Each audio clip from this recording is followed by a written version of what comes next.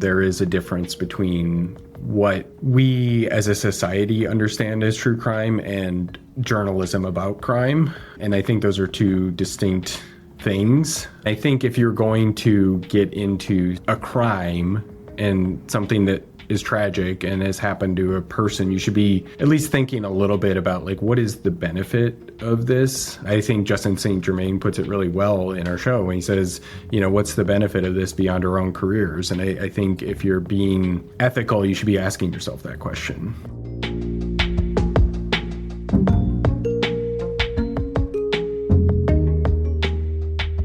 Welcome to the Nieman Storyboard podcast, where we dig into the craft of journalism and storytelling. I'm Mark Armstrong, editor of Nieman Storyboard. This show is brought to you by the Nieman Foundation for Journalism at Harvard. You can get updates by signing up for our newsletter. Just go to niemanstoryboard.org to sign up. Today I'm excited to welcome Leah Sottile and Ryan Haas, the reporting team behind the investigative podcast Hush, which just finished its second and final season for Oregon Public Broadcasting. The show's first season covered the case of Jesse Lee Johnson, who spent 25 years in prison for a murder he didn't commit. And for season 2, they investigated the unsolved case of 18-year-old Sarah Zuber, who died just a few hundred feet from her house in rural Oregon in 2019. Sottile and Haas also used the Zuber case to discuss the ethical issues around the entire genre of true crime, dating all the way back to Truman Capote's In Cold Blood. I spoke with Leah and Ryan about how they address these questions in their own work, and how they use trauma-informed reporting to work with family members who have experienced unthinkable tragedy and are seeking help from journalists to get some answers. Leah and Ryan first began working together on the 2019 podcast Bundyville from Long Reads and Oregon Public Broadcasting, which is how I first met them. And they've continued their collaborative work as journalists and podcasters ever since. After our interview was recorded, Leah and Ryan have announced that they're starting a new independent publication. There's a link in the show notes. I spoke with Leah and Ryan about the enormous amount of work they put into a show like Hush, to both tell a great story and report on it with the highest standards for fairness and accuracy. They also talk about the financial challenges facing the podcast industry and all of journalism. But we need their reporting now more than ever. So without further ado, here's my conversation with Leah Sottile and Ryan Haas.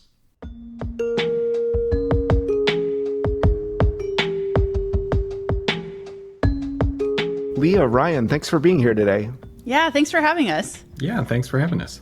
Congratulations on the latest season of Hush. And listening to it, it feels like there was a lot of reporting work that happened before this even came to fruition as a podcast. So can you take us through what this season is about and how it all came together for you? Yeah, sure. So this season of Hush is about the death of an 18-year-old girl named Sarah Zuber. She lived in the town of Rainier, Oregon, kind of in the wooded hills above the town. And in 2019, she was found dead 400 feet from her front door. And to this day, 6 years later, her family has no idea what happened to her. Police can't tell you what happened. The community doesn't know what happened.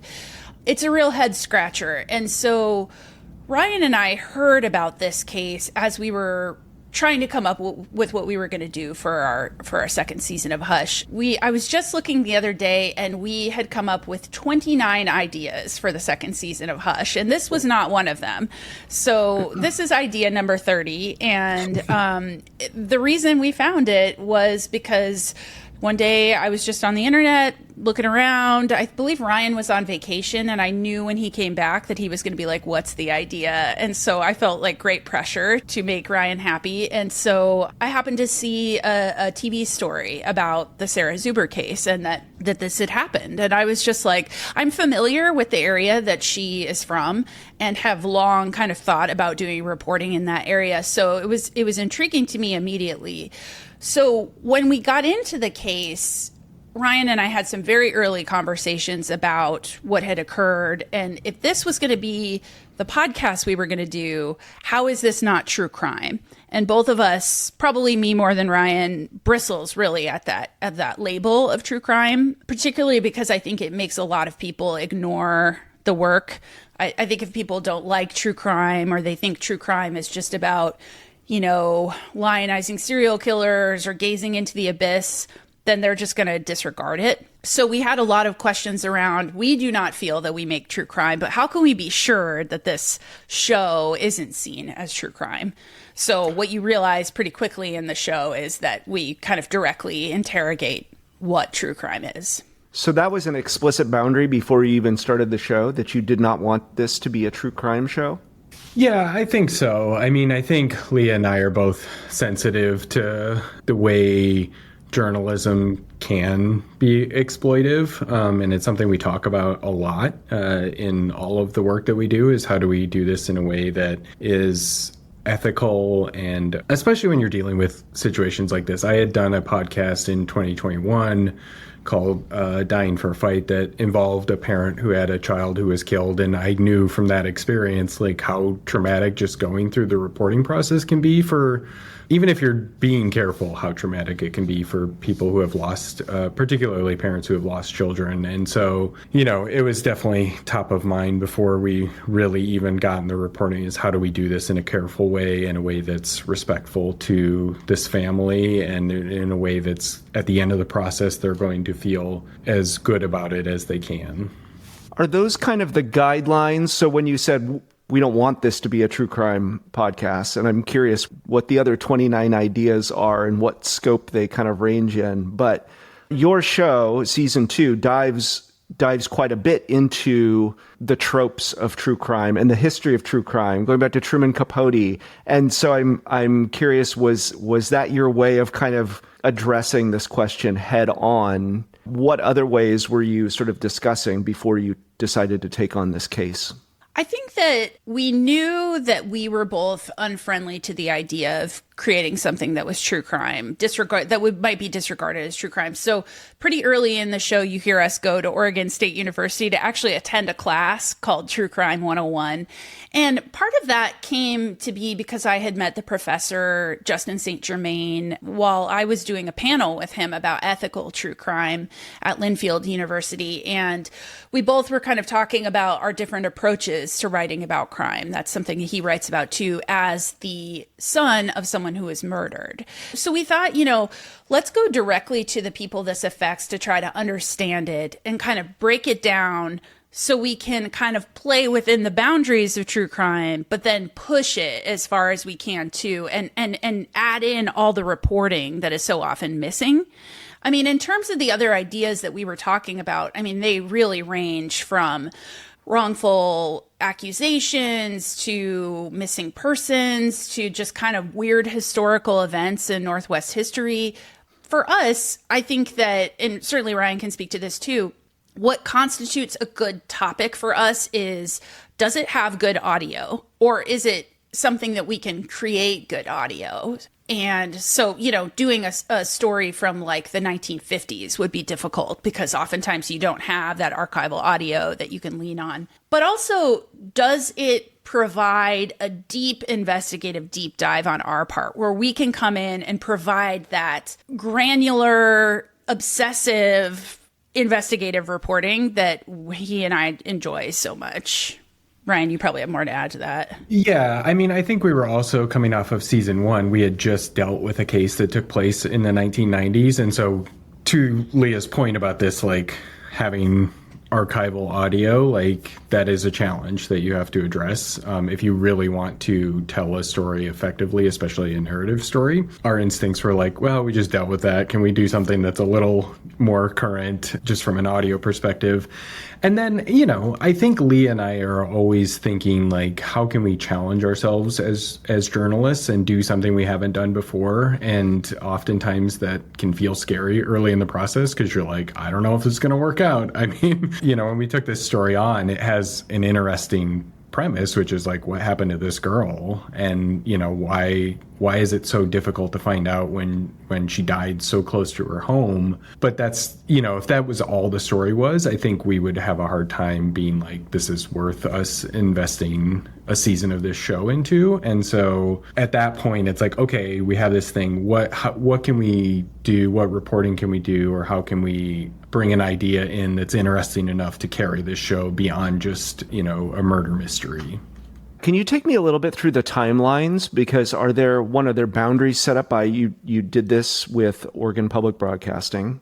And are there boundaries for what they want from Hush as a show? And then what timelines you have? Is it say, oh, we're going to give ourselves a month to report on this and find out if there's archival audio? Like, how far are you getting into this before you finally sort of plant a flag and say, this is our case? So the first season was a little different than the second season. For the first season, I had known about the Jesse Johnson case for probably 6 years or so. I had heard that there was this man who was sitting on death row in Oregon who likely did not commit the crime that he was convicted of. And I had some meetings with people on his legal team. And at the time, Ryan and I were working on our podcast, Bundyville, that you're very familiar with, Mark, from Long Reads. And, yes. We had gotten together and I had just said to him, look, like, I got this crazy story. I kind of want you to weigh in on it too. So then I started bringing Ryan with me to these meetings and we started talking about it. So those conversations were going on kind of with what we could do with that story, but also what access we could get to Johnson. So for us, it was really hung up on, can we interview Johnson? And those conversations were going on for years. And so the reporting was a little bit stopped in that regard. I mean, Leah and I were reading the trial transcript for that back in 2018, and we're like, this case is so interesting. There's a lot that seems to be here. And I think that's, always our instinct is we always do, okay, this seems like a good idea. Let's do an interview or let's get some documents and look at them. And I feel like even with this second season, after we did our first interview, we were like, oh yeah, there's material here. This is worth pursuing. And so, I think it's always hard because you don't want to overinvest in pre-reporting, but it often is that pre-reporting that's going to dictate whether something feels like there's enough there to pursue. And I think a big thing for us and all the work that we've done together is to really dig into place as character. So in the first season, we talk extensively about Salem, Oregon as the capital and Marion County and its politics, and Oregon as a place.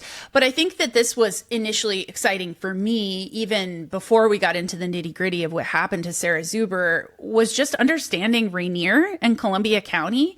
It's just kind of a place you pass through on the way to the coast for a lot of people. So it was sort of exciting to think about kind of understanding the culture there. But to be honest, like, I'm a huge Twin Peaks fan and it just sort of feels like you're in Twin Peaks. So I was like, this could be really just sort of aesthetically interesting to unpack. And then what access did you then start to unlock that then sealed it for you? Because there's a lot of access to audio from the investigation. There's access to Sarah Zuber's family. What are the pieces that needed to sort of come into place in those early stages?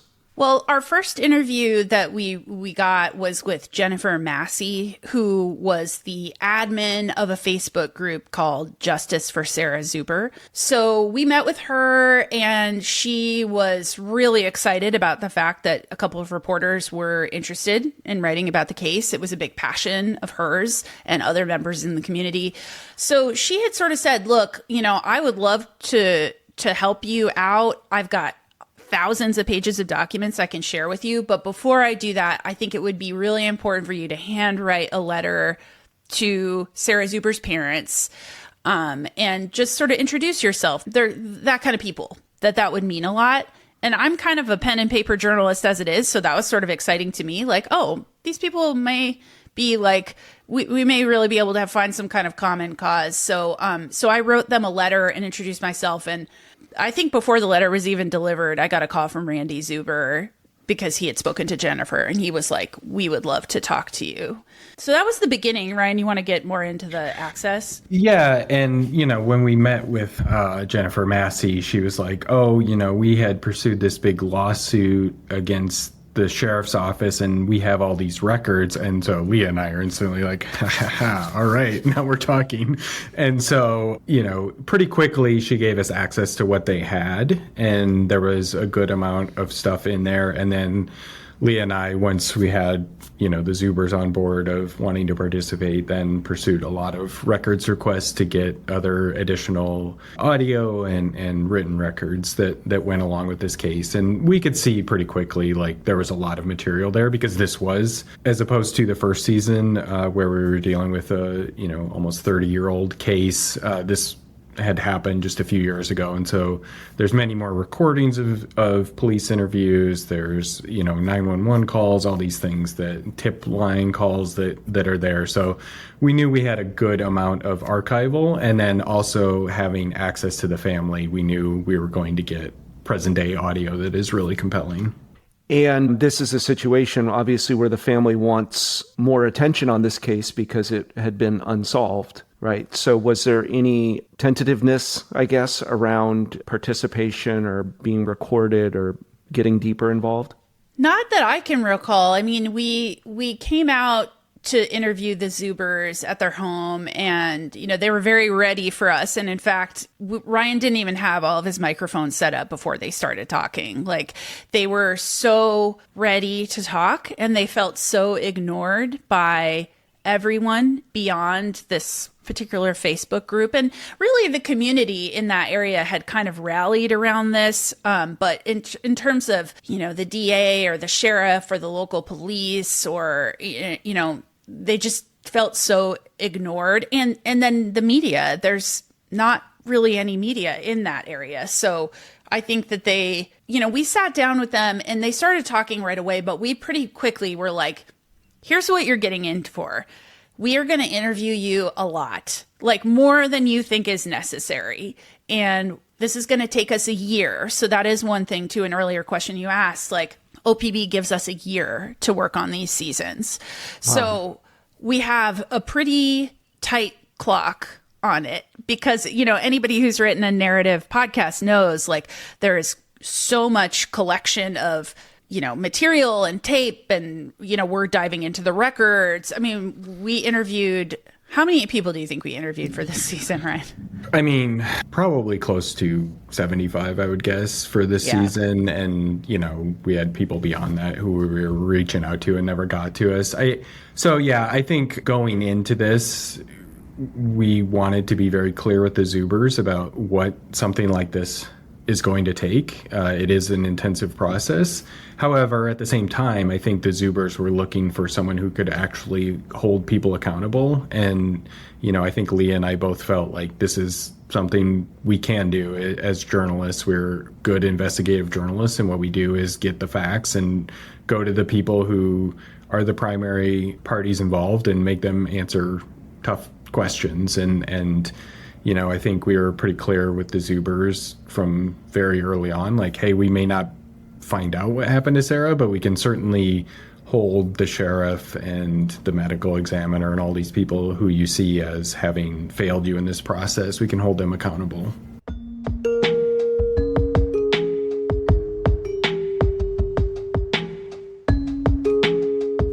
A lot of people listening to this podcast are journalists who maybe have done written work, but have not worked on podcast productions or narrative podcasts before.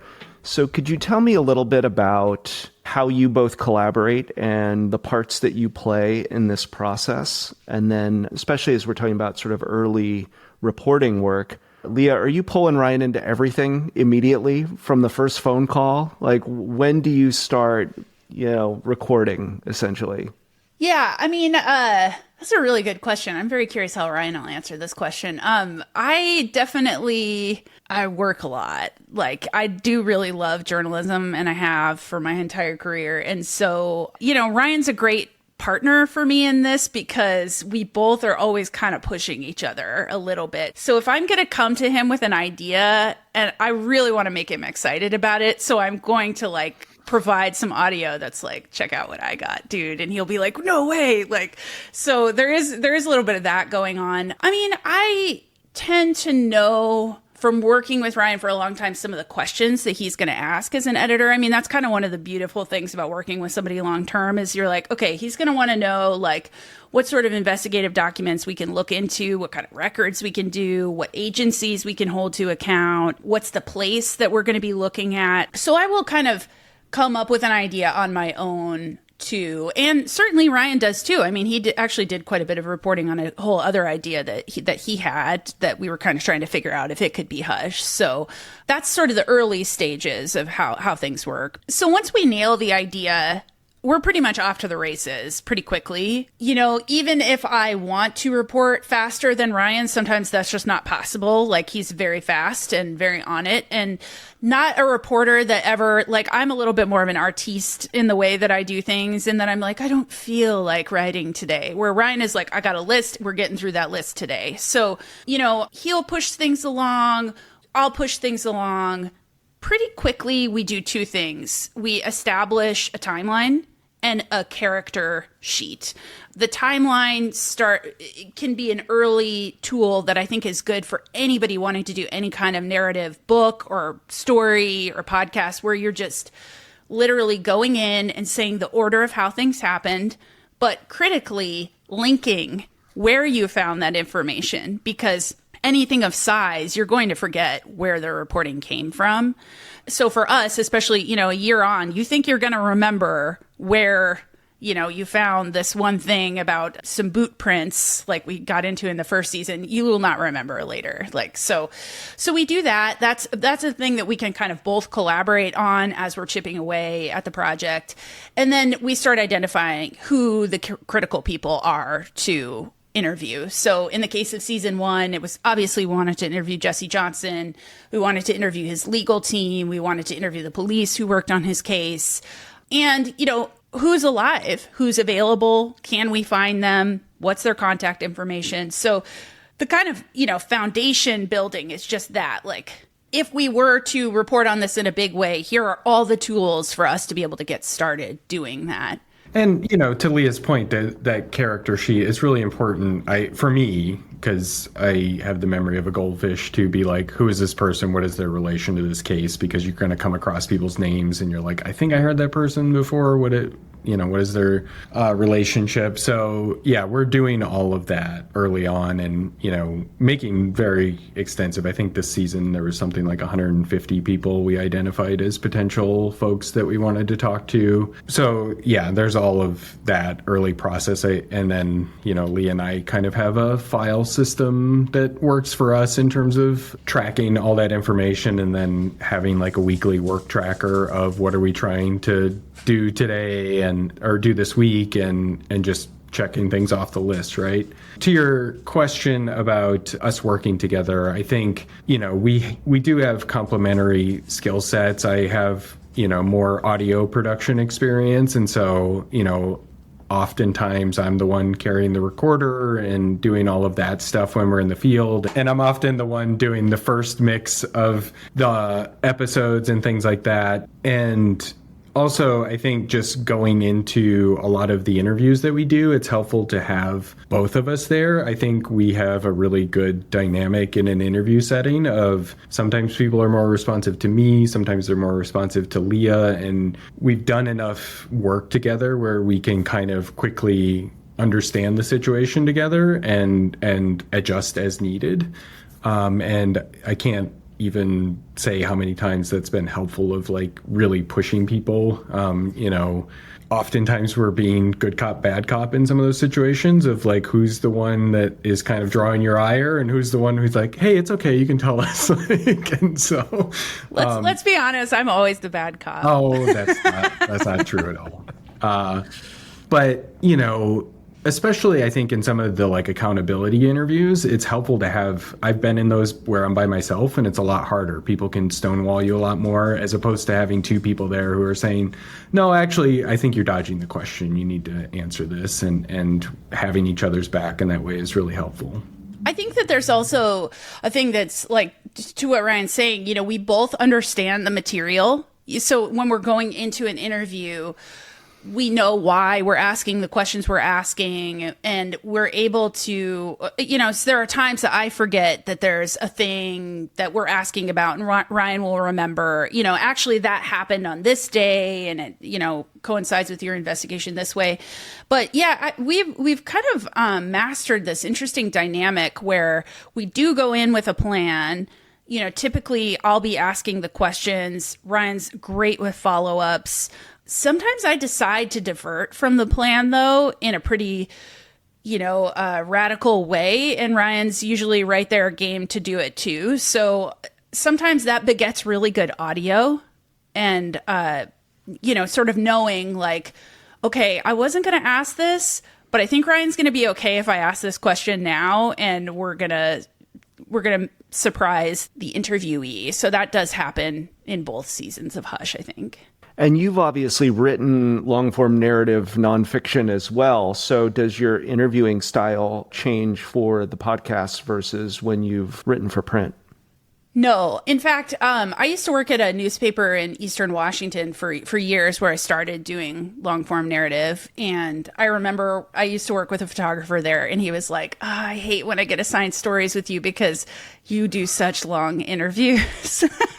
We're going to be there for 2.5 hours. So for audio, that actually works better. I do think it works better. You're establishing a rapport, you're getting information. Usually it's like right at the end of 2.5 hours that all of a sudden you get the thing that you were looking for. So it doesn't change much for me. I mean, I do think that sometimes the torturous part of making long form narrative is that you will be doing a ton of reporting that might go into a single sentence, but it seems to work a little better, I think, for audio.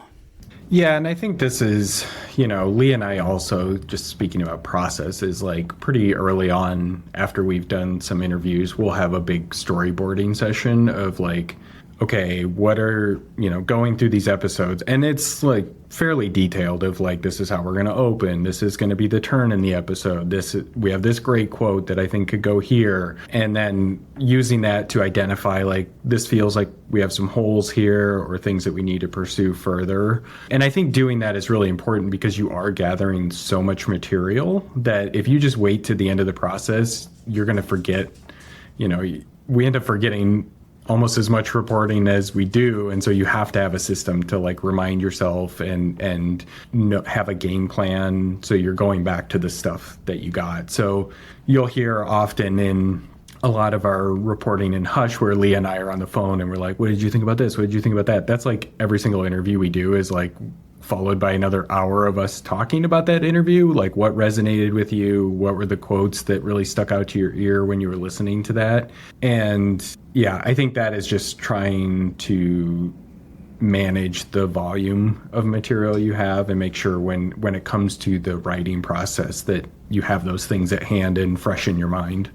One thing that Ryan has done, I think more the longer we've worked together, has called for like a storyboarding session much earlier in the process, just trying to see like, are we even getting close to something of a narrative structure? We may scrap the entire thing, but we can sort of see how the flow of information might go and how, it helps kind of establish what more we need in terms of reporting. Sometimes we realize, wow, we have way more done than we realized. But sometimes it's like, okay, we have a ton more to do for this to be a satisfying show. So to clarify, you are starting to outline potential episodes before the reporting is complete, which I think tracks for me as a listener because a lot of the narrative is about your own journeys of discovery with Leah and Ryan as a guide for what's bringing us through this, right? So it makes sense to me that you would be able to start to, sketch out some ideas there. Yeah, it does. It really does work. So we do that quite a few times, and we're kind of, we have an outline. It's just getting refined and refined and refined over time. And then when we know we're really in production mode is when we start working in what we call the grid of doom, which is the grid of doom is awesome and works. This is a Leah so coined well. Creation, and I just want to say that we have our headline for the podcast. Yeah, she has copyright on Grid of Doom. Okay, we'll put a TM on it. Yeah, it's a very large grid of all the steps that each episode has to go through to be complete. So there's like 12 steps per episode where it's like a first draft, an initial table read with our editor, follow-up drafts, line edits, group table read, on and on and on until it's finished. We're almost done with the Grid of Doom right now for season 2. It's very satisfying when it's all checked off. Okay, so where are you? You're currently finishing up episodes for season 2. So how many episodes will be in season? Because right now you've just published episode 5 as of this recording. Yeah, there will be 8 episodes. Okay. We are pretty close to the end. I think we're just kind of in the polishing stage. And, Leah and I put a lot of pressure on ourselves to be like, especially endings need to be satisfying. And so, yeah, we're sort of in that kind of final polish level stage of those last episodes. Does that mean you might be getting reporting or feedback from the audience and listeners to help bring in additional material? And does that change the entire narrative flow? You're engaging in this is my entire anxiety, is that we're constantly like, Leah's like, we could just do more reporting. Like, it's like, as recently as, I don't know, what was that, Tuesday or Thursday last week, I was like having people message me, oh, have you looked into this? I had this police source who was like giving me all this information, which didn't really change anything, but it was very informative and helping us feel like, the conclusions we're reaching are accurate. So I think we're always open to changing things if something big enough came in. But I think that is the hard thing about this type of podcasting is there is a certain point where you're just like, you have to cut it off or you'll just never get it done, because you could always be gathering more reporting. And I think that's a conversation I have with reporters all the time as an editor, is like, you have to know when to stop. You have to know when it's time to produce a story. And that's a hard thing to do. But if you don't do it, the public never hears your story because you're constantly reporting still. And I think from a narrative standpoint, I'm not a huge fan of update episodes, of like additional episodes, unless it feels like it has undergone the same level of production and care that, sometimes you'll hear an extra episode drop in a podcast and it's kind of like, to me, like the shows that we do, it's more than just news. It's a vibe, it's themes, it's big picture ideas and stuff. So my inclination to always keep reporting is like, well, we want it to be as buttoned up as humanly possible for that last episode. So we maybe don't have to do an update, but I go back and forth on that. No, I think that's right. I think what we're trying to produce is a complete series, and it should be like a book. You finish the book is over. You don't get a new chapter mailed in your post the next week that you're like addendum to that story. So that can be hard, and I think it's a give and take. I think you just have to assess the information as it comes in and really be like, is this changing the story, or is this just additional information that's reinforcing what's already in here?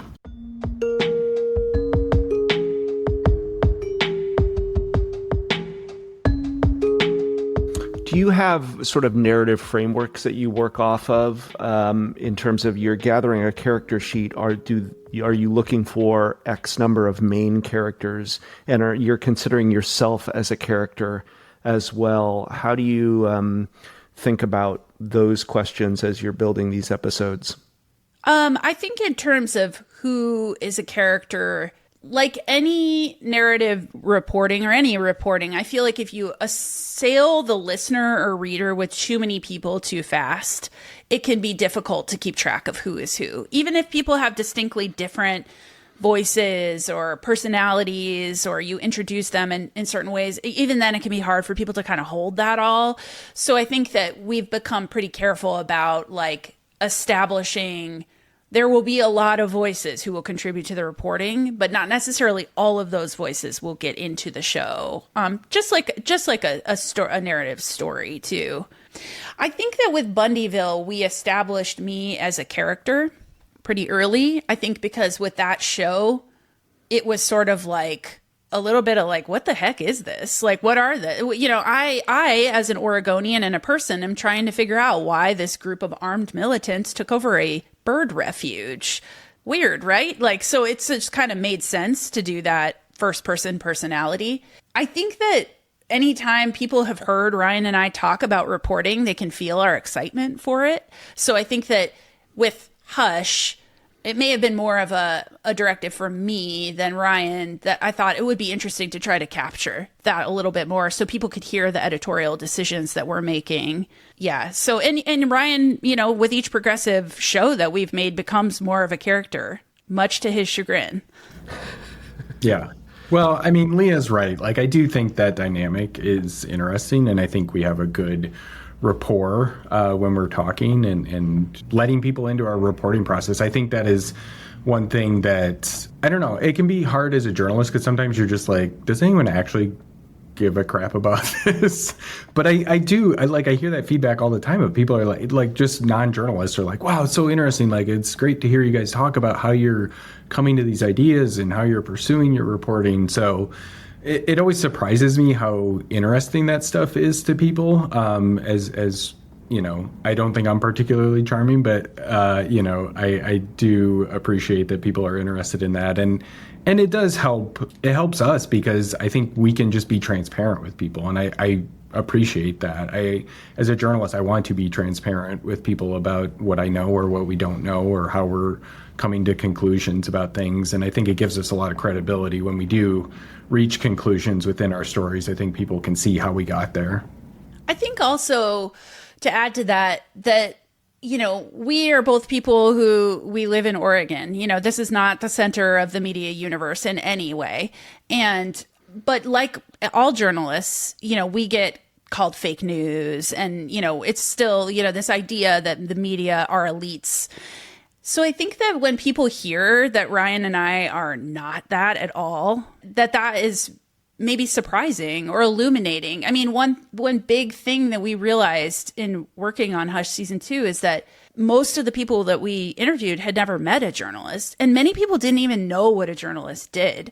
So we felt, I think, a lot of responsibility to be real with them and say, like, we understand, we also are Oregonians. We have these questions.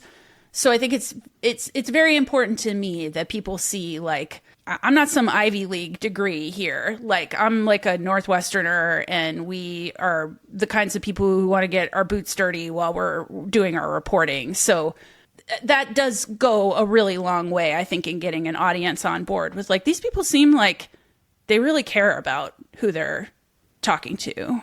Yeah, I feel like that's been a running refrain on this podcast even, which is transparency as a form of media literacy and how important that is, especially in this moment. And I think it was really interesting how you break the fourth wall, I guess, grappling with the questions that you talked about around true crime. And I see, there's a lot of good that true crime podcasts have done for victims and victims' families as well, and sort of evidenced by Sarah Zuber's family being so adamantly in favor of having this podcast done. Has this experience changed your perspective on true crime or solidified your feelings about how to do it ethically? Where's your head around true crime podcasts now? It's interesting because, my first book that I wrote is pretty firmly can be construed a true crime book. It's about the case of Lori Vallow and Chad Daybell and the murders of their children. And it's been interesting. Over the weekend, I've been watching the true crime space around that case kind of blow up because there's all kinds of infighting in between all the different true crime podcasters and who got information first and da-da-da. And I think that, if anything, that reminds me that what we do couldn't be further than that. Like, yes, Ryan and I are personalities in this show as a way of, like you say, illuminating what media does.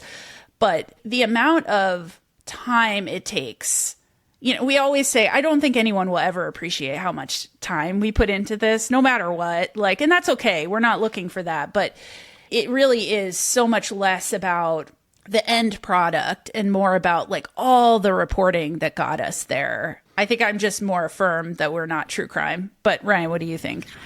Yeah, I mean, I think, as Leah said at the top, I think I have less aversion to that label than she does. But I do agree with her. There is a difference between what we as a society understand as true crime and journalism about crime. And I think those are two distinct things. And, there can be benefits to both, but I do think there is a lot of media out there that is reading Wikipedia pages about serial killers. And it's like, okay, what is the benefit of both the people creating and the people consuming that? What are we learning from that? And I think if you're going to get into a crime and something that is tragic and has happened to a person, you should be at least thinking a little bit about like, what is the benefit of this? I think Justin St. Germain puts it really well in our show when he says, what's the benefit of this beyond our own careers? And I think if you're being ethical, you should be asking yourself that question.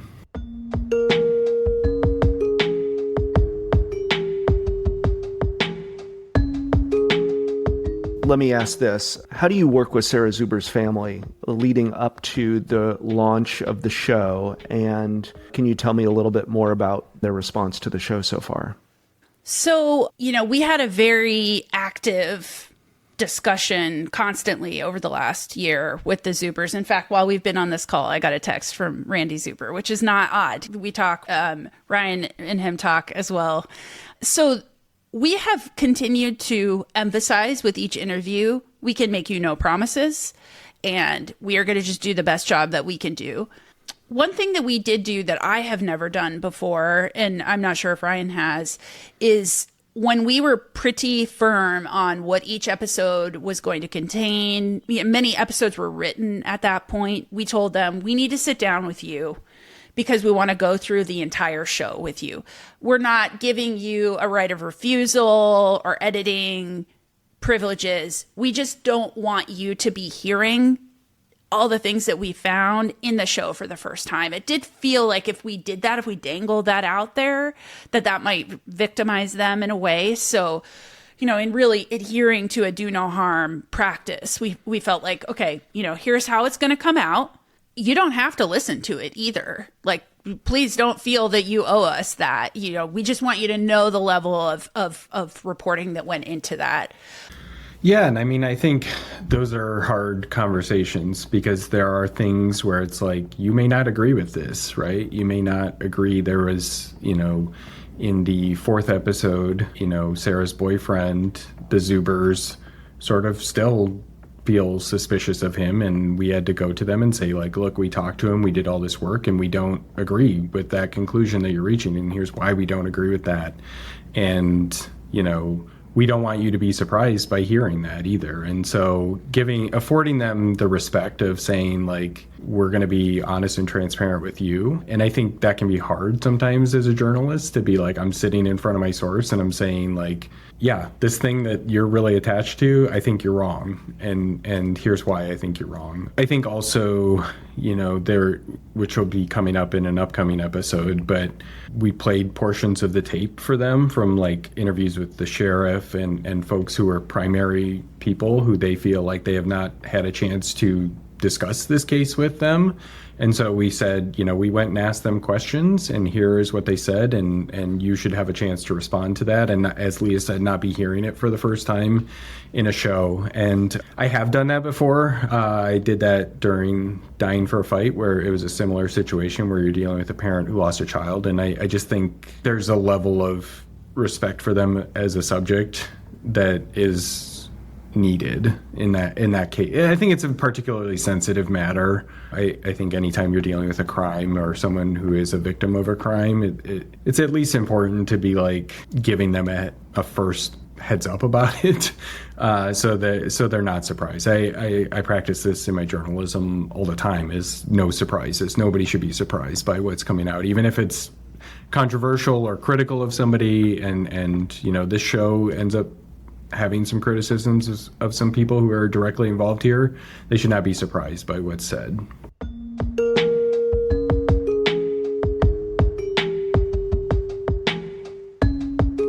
It seems like a difficult moment in the marketplace for narrative podcasts overall. What advice would you give to journalists who want to work in this space, and how you're feeling overall about that and how they can move forward?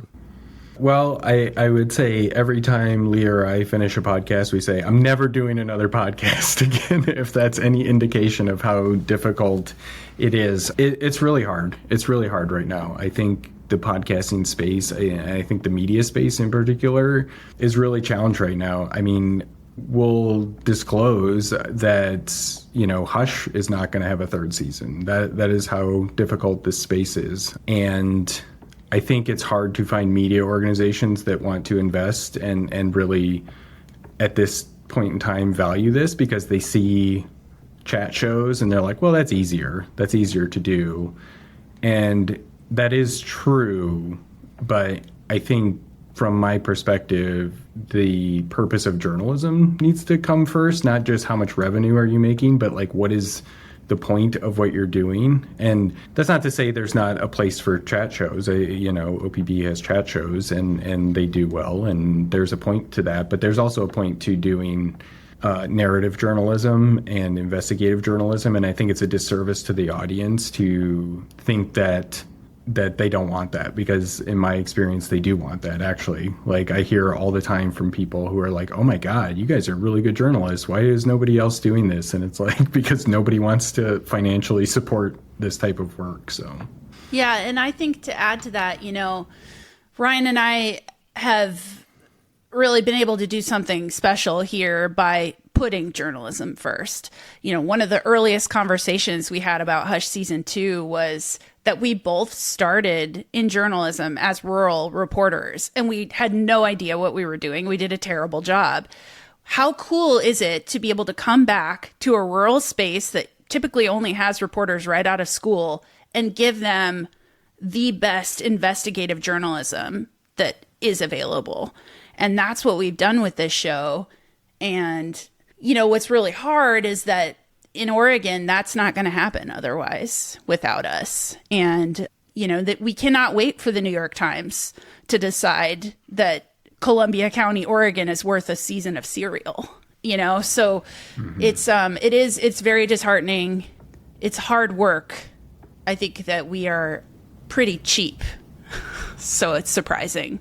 Yeah, I mean, you listen to some of these shows, and I can understand why folks don't want to invest in them when I hear a roll of credits and it's 45 people that worked on a show, and I'm like, seems like the reporting's pretty thin on this. I don't understand why this took so many. Whereas, I think Leah and I are the type of journalists who are like, hey, we're willing to get in the muck and get dirty. I don't need someone to transcribe my tape. I don't need someone to do all of that. And so, I think we want to continue to do this type of work, whether that's at OPB or elsewhere or on our own. I think now is the time where I think journalists who are passionate about journalism should stand up and commit to investing in that. Because, I read an essay over the weekend that really resonated with me, which was like, look, so many journalists get criticized because, we want financial stability like anybody else. I think any journalist wants financial stability. And the people who run a lot of media organizations are not interested in investing in that. And so we need to figure out a way to just do that on our own without some of those people sometimes, because, and maybe that means you're not going to have financial stability, but the importance of journalism matters now more than ever. I think we are at a moment where people need to understand the world around them. And I think that's what's attractive to Leah and I covering regional journalism and local journalism here in the Northwest, is that people deserve to understand this place where we live. And as Leah said, we can't wait for people from the East Coast who have most of the media control to be interested. We have to do it ourselves. Yeah. Yeah. Yeah, we somebody made a joke at OPB once that I think is really funny, that Ryan and I are a farm to table podcast. We do it, we write the scripts, we edit it, my husband makes the music, we keep it in-house. And, that's not because we're control freaks. It's because we work faster than anybody else. So, we bring a real punk rock approach to this. And I think that that's why people like our shows, is they can feel that we care. And, we're not planning on stopping. Absolutely. That's great to hear. One last question. What have you learned from each other? You've done many podcasts together now. I'll go first. I mean, I think Leah is an amazing writer, and her eye for detail is second to none. She can assess Like, I never want this skill turned on me, but like she can cut right to like what is the core of a person and what motivates them. And I think that comes across in her writing, and she's extremely skilled as a narrator for these types of shows. Like, she just is a very good storyteller. And I think I've learned a lot from her on that front of like how to not just get the facts of a story, but tell them well. I think undoubtedly I've learned from Ryan that kindness goes a long way. I remember when I started working with him, we sort of got partnered together without knowing each other on Bundyville. And I just remembered thinking, like, this person is so nice. Like, this is a really nice person for a journalist. But that continues to really, Ryan is that kind of a person. And I think that in interviews, he is not afraid of people being emotional, and he is always willing to level with people and to be a person. I think a lot of journalists talk about just be a person, but like Ryan really does that. So I'm reminded again and again of like that's sometimes the strongest way to be a journalist is to just be a freaking human. This is fantastic. Leah, Ryan, thank you again for being here. Yeah, thanks, Mark. Thank you, Mark. Thank you again to Leah and Ryan, and thanks to all of you for listening. If you like what we're doing with Nieman Storyboard, leave us a written review and a rating in Apple Podcasts or Spotify. You can also share this podcast with a friend. We'll see you soon.